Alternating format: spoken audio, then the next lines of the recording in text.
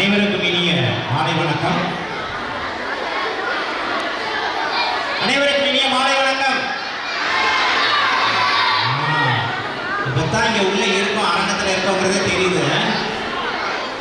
மாணவர்கள் வந்து பாருங்க எவ்வளோ அழகா ஒரு கலை நிகழ்ச்சிகள் எனக்கு வந்து விட்டு போக மனசே வர மாட்டேங்குது. அது கரண்ட் சாவடிக்கு வந்தாச்சுன்னா கிளம்ப மனசே வராது. ஒரு கோவில் மாதிரி ஆண்டு விழா வந்து மிகச் சிறப்பாக ஏற்பாடு செய்து மாணவர்களை தயார்படுத்தி நிகழ்ச்சிக்கு வந்து கிட்டத்தட்ட வந்து ஒரு 15 நாள் 20 நாள் ரிஹர்சல் தேவைப்படும். ஆனால் வந்து எனக்கு இன்ஃபார்ம் பண்ண டேட்டே இன்னும் ஒரு வாரம். நான் திடீர்னு நாளைக்கு வந்து ஊருக்கு போகிறேன் அப்படின்னு சொல்லியிருக்கேன். அது ஆக்சுவலாக கடவுளாக பார்த்து எனக்கு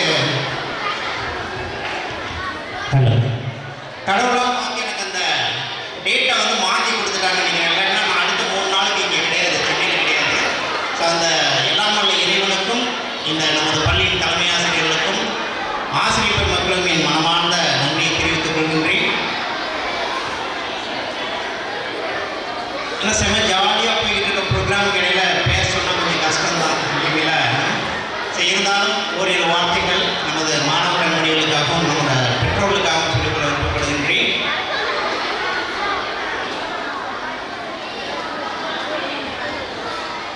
இப்போ பாருங்க, நான் பேசுறதை விட்டுட்டு பாட ஆரம்பிச்சேன்னா கப்சிப் ஆயிடுவேன். ஆனால் வந்து எக்கப்படுது. பாட்டு பாடலாமா?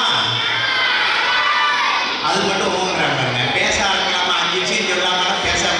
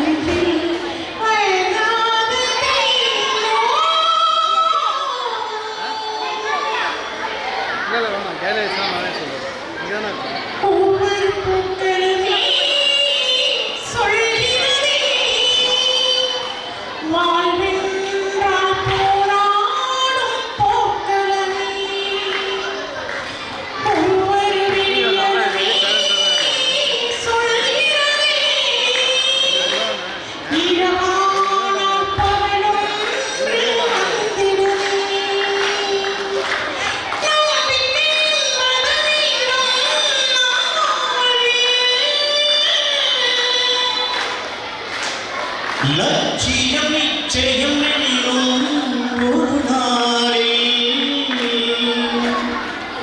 ஒரு கனவு கண்டால் அது தினம் முயன்றால் ஒரு நாளில் நிஜமாகும்.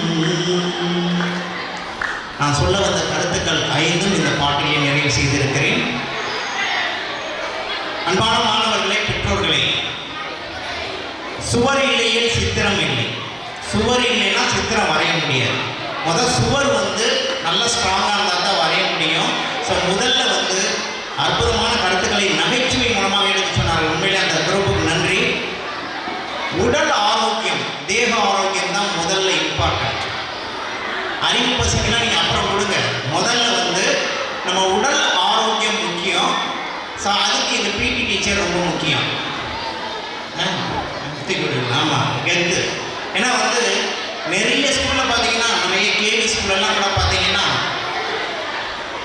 பிடி கிளாஸை கடன் வாங்கி மேத்ஸ் கிளாஸு, பிடி கிளாஸை கடன் வாங்கி சயின்ஸ் கிளாஸு, அந்த மாதிரி ஸ்கூலெல்லாம் கட்டி வச்சு உதைக்கணும். கொடுக்குறதே 2 பீரியட் பிள்ளைங்களுக்கு. அதையும் பிடிக்கிட்டா கஷ்டம். ஏன்னா வீட்டில் போனாங்கன்னு வச்சுக்கோங்க, விளையாட இடம் கிடையாது. அம்மா அப்பாவுக்கு தள்ள தாங்க முடியல, மொபைலை கொடுத்து என்னத்தையாவது விளையாடு அப்படின்னு சொல்லிடுறாங்க. ஸோ அதனால் உடற்பயிற்சி மிக மிக முக்கியம். உங்களுடைய உடல் ஆரோக்கியமாக இருந்தால்தான் அதுக்கு மேலே நீங்கள் படிக்கலாம், சாதிக்கலாம், எல்லாம் பண்ணலாம். ஸோ உடல் ஆரோக்கியமாக இருக்கிறதுக்கு உடற்பயிற்சி முதல். இரண்டாவது விஷயம், நல்ல சத்தான ஆரோக்கியமான சாப்பாடு. தயவு செய்து ஜங்க் ஃபுட்டுன்னு ஒன்று இருப்பாருங்க, பாக்கெட்டில் வர எந்த உணவுகளையும் இனிமேல் சாப்பிடக்கூடாது அப்படின்னு முடிவு பண்ணுங்க. நம்ம பசங்க எல்லாம் ரொம்ப நல்ல பசங்க, ஸ்கூலுக்குள்ள அப்படித்தான் இருக்காங்க. வீட்டுக்கு போனவே மாறிடுவாங்க. அப்போ வீட்டில் யார் அதை கேர் எடுத்துக்கணும்? யாரு? கடைக்காரவங்க. ஏன்னா கடைக்காரவங்களை வாழ வைக்கணும்ல. அதனால நம்ம என்ன பண்ணுறோம்? கடைக்கு போய் எல்லாத்தையும் வாங்கி கொடுக்குறோம். அற்புதமாக சொன்னாங்க பெற்றோர்கள். ஸோ பெற்றோர்கள் தயவு செய்து ஜங்க் ஃபுட் கொடுக்காதீங்க. மூன்றாவது விஷயம், குழந்தைகளுக்கு முக்கியமான விஷயம், உங்களுடைய அறிவு சுரப்பிகள் வேலை பார்க்கக்கூடிய நேரம் இரவு 10 மணியில இருந்து 2:30 மணி வரைக்கும். அதனால தான் அந்த நேரத்தை வந்து பிரம்ம முகூர்த்தம்னு சொல்லுவாங்க. அந்த நேரத்தில் அவசியம் தூங்கி இருக்கணும். 10 மணிக்கு முன்னாடி பசங்களை படுக்க வைக்கணும் அப்படிங்கிற பழக்கத்தை கொண்டு வாங்க பெற்றோர்களும் சரி. உங்களுடைய உடல் ஆரோக்கியமாக இருக்கணும்னா early to bed early to get up. 6 மணிக்கு முன்னாடி ஒரு 5 மணிக்காவது 5:30க்காவது குழந்தைகளை எழுந்து படியெல்லாம் டார்ச்சர் பண்ண வேணாம், விளையாடு, உனக்கு பிடிச்சதை செய் அப்படின்னு சொல்லுங்க. இந்த 3 விஷயங்கள் என்ன பண்ணும் அப்படின்னா, விதை போட வேண்டிய நிலத்தை முதலில் பண்படுத்தும். நிலம் பழுதாக இருந்தால் என்ன விதை போட்டாலும் விதை முளைக்காது. அதனால இதை பண்படுத்தணும். உடற்பயிற்சி, நல்ல ஆரோக்கியமான சாப்பாடு, நல்ல தூக்கம், இதை 3 குழந்தைகளுக்கு கொடுத்தீங்கன்னா அந்த நிலம் தயாராக இருக்கும். இதில் இப்பொழுதுதான் கனவு என்ற விதையை போட வேண்டும். இந்த கனவு என்ற விதை போட்டு அது முளைத்த விதை அத்தனையும் வலுக்கணும். வலுத்த விதை அத்தனையும் பழுக்கணும், சாதிக்கணும்.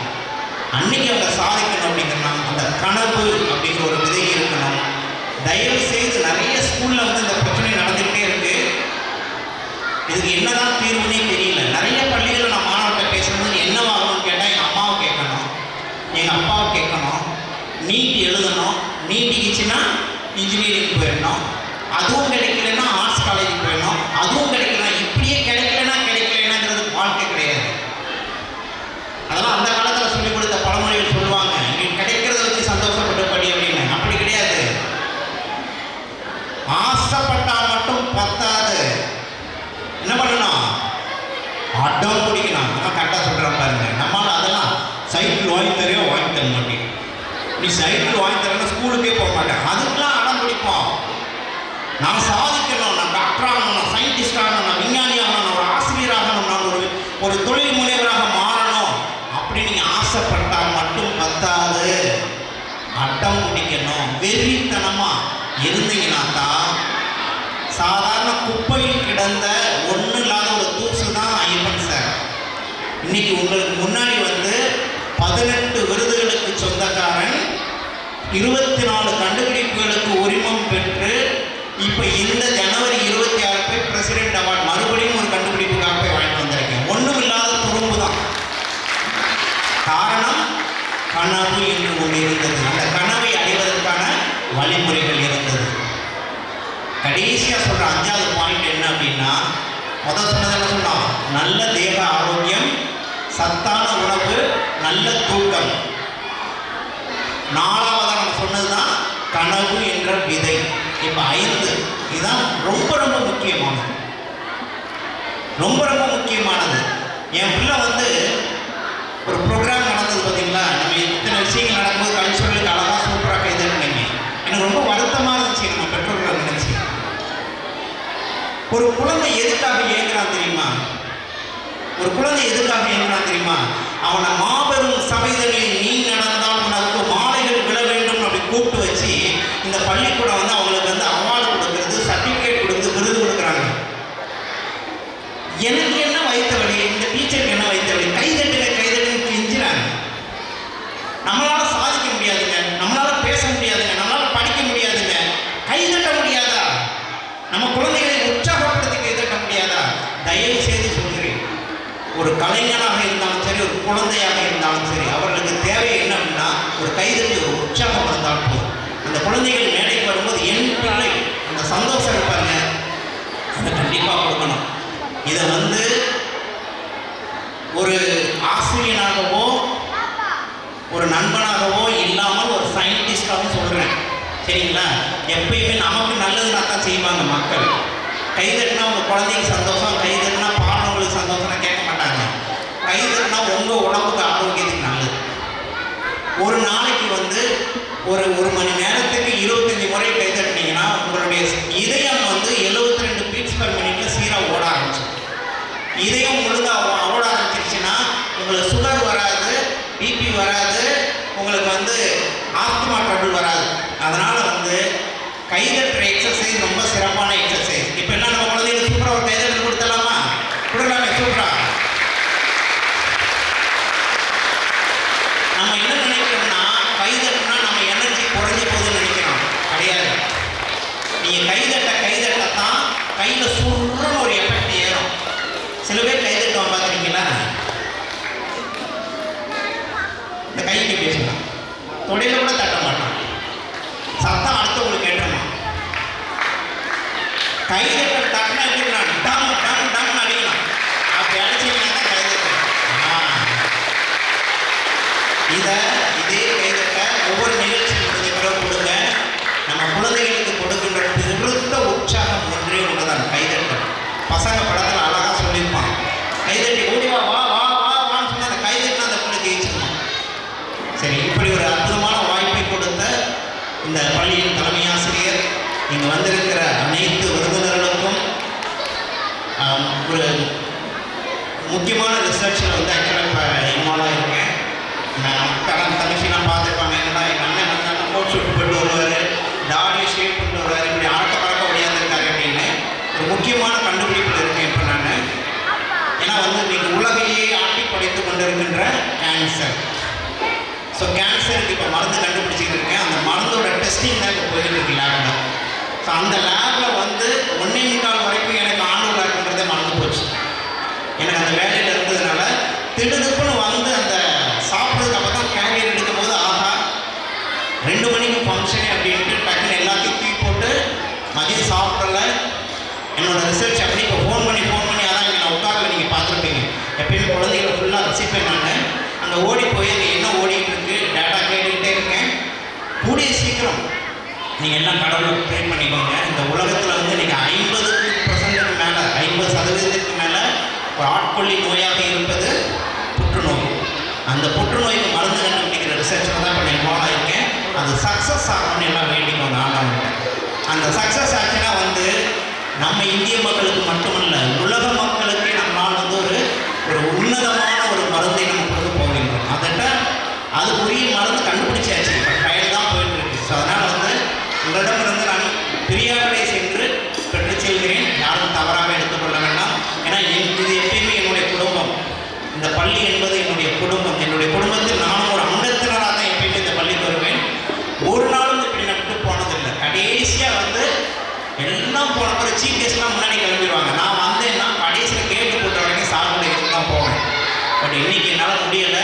தயவுசெய்து தவறாக எடுத்துக்கொள்ள வேண்டாம். தலைமை ஆசிரியர் என்னுடைய அண்ணனாக தம்பியாக நினைத்து உங்களையும் கேட்டுக்கொள்கின்றேன். சக ஆசிரியர் பெருமக்களை, உண்மையிலேயே வந்து நான் எத்தனையோ பள்ளிகளுக்கு இதுவரையில் வந்து கிட்டத்தட்ட 1200க்கும் மேற்பட்ட பள்ளிகளுக்கு போயிருக்கிறேன். பெருமைக்குரிய பள்ளி என்றால் நமது மூட்டைக்காரன் சாப்பிட பள்ளி தான். பெருமைக்குரிய பள்ளி என்றால் அது மூட்டைக்காரன் சாப்பிட தான். திறமைக்குரிய பள்ளி என்றால் அதுவும் எங்கள் மூட்டைக்காரன் சாப்பிட தான். சாதிக்க பிறந்தவர்கள் எங்கள் மூட்டைக்காரன் சாவடி பள்ளி மாணவர்கள். அதை சாதிக்க வைப்பதற்கு ஒரு ஊன்றுகோலாக இருப்பவர்கள் என்னுடைய ஆசிரியர்கள். பெருமைப்படுகின்றது உங்களை பற்றி. ஏன்னா வந்து நிறைய பள்ளிகளில் உங்களை தான் ரோல் மாடலாக நான் சொல்லிட்டு இருக்கேன். ஸோ உண்மையிலேயே வந்து ஒன்றரை திங்ஸ். அதுக்கெல்லாம் முக்கிய காரணம் ஒரு தலைமை ஆசிரியர். சரிங்களா? அவருக்கு மேலே ஒருத்தர் இருக்காங்க. அதுதான் யாரு? இங்கே இருக்கின்ற பெற்றோர்கள். நம்புங்கள், உங்கள் பிள்ளைகள் சாதிப்பார்கள் என்று. நம்புங்கள், உங்கள் பிள்ளைகள் கண்டிப்பாக நன்றாக வருவார்கள் என்று. வாழ்க்கையில் வந்து நம்ம எதில் ஜெயிக்கிறோமோ இல்லையோ, ஒழுக்க சிந்தனையில் இந்த பள்ளி மாணவர்கள் சிறந்தவர்கள் என்பதை எப்பொழுதும் நிரூபிப்பார்கள். அதை முழுவதுமாக நீங்கள் நம்ப வேண்டும். பெற்றோர்கள் கொடுக்கும் ஒத்துழைப்பு தான் ஆசிரியர்களுக்கு வந்து ஒரு டானிக். ஆசிரியர்களுக்கு கொடுக்கின்ற டானிக் பார்த்தீங்கன்னா நாங்கள் கொடுக்குற அப்பப்போ ஏதோ வந்து போய் நாங்கள் செய்கிற ஒரு சின்ன விஷயங்கள். கூடிய சீக்கிரம் வந்து எனக்கு என்ன ஒரு ஆசை அப்படின்னா வந்து இன்னைக்கு ஓப்பனாக போட்டு உடச்சிடுறேன். அடுத்த ஜனவரி 26 நமது பள்ளி மாணவர் ஒருத்தர் சரிங்களா கண்டிப்பாக வந்து ஜனாதிபதி விருது வாங்கணும். அவருடைய கண்டுபிடிப்புக்காக யங் சயின்டிஸ்ட் அவார்டுக்காக வாங்கணும். அது என்னுடைய நீண்ட நாள் கனவு. இன்னும் அது வந்து நம்ம பள்ளியில் நிறைவேறாமல் இருக்குது. அதற்காக இந்த வருடம் நம்ம வந்து பிப்ரவரி 28 நேஷனல் சயின்ஸ் டே ஒரு 12 ஸ்கூல் ஃபிக்ஸ் பண்ணியிருக்காங்க. நான் ஒரு டூர் மாதிரி போயிட்டு வர போகிறேன். போயிட்டு வந்துட்டு நம்ம ஸ்கூலில் வந்து ஒரு இனோவேட்டர்ஸ் ஃபோரம் நம்ம ஸ்கூலுக்கு தான் அந்த நேம் தக்க வச்சுக்கிட்டு இருக்கேன். 18 ஃபோரமில்